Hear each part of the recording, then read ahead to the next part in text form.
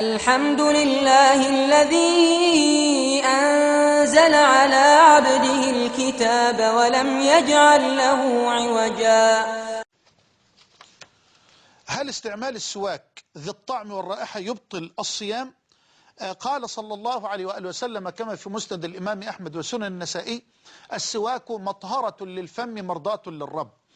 ولم يثبت قط أنه صلى الله عليه وآله وسلم قد حدد وقتا محددا لاستعمال السواك في الصيام أو في غيره، بل لقد ثبت عنه صلى الله عليه وآله وسلم أنه كان يستعمل السواك في كل الأوقات تقريبا إذا تغير طعم الفم أو رائحة الفم.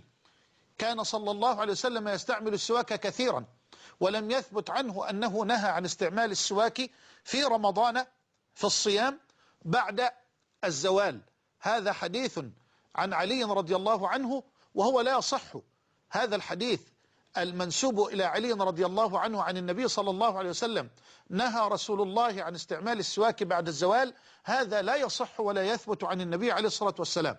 فلا حرج في أن يستخدم الصائم السواك ولو كان السواك رطبا أو لينا أو فيه رائحة. لا أعلم دليلا على الإطلاق يمنع الصائم من استخدام السواك في رمضان في أي وقت من النهار، في أول النهار أو في آخره.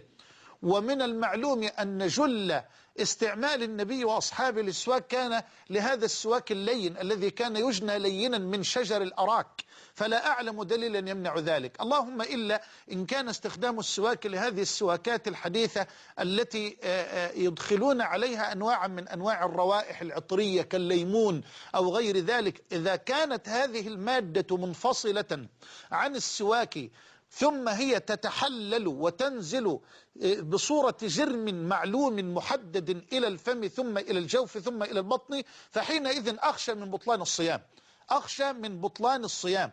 أما إن كان هذا الطعم طعم السواك الذي هو من السواك نفسه، فلا أرى حرجا ولا مانعا في أن يستخدم الصائم هذا السواك في أي ساعة من النهار في نهار رمضان، والله تعالى أعلم.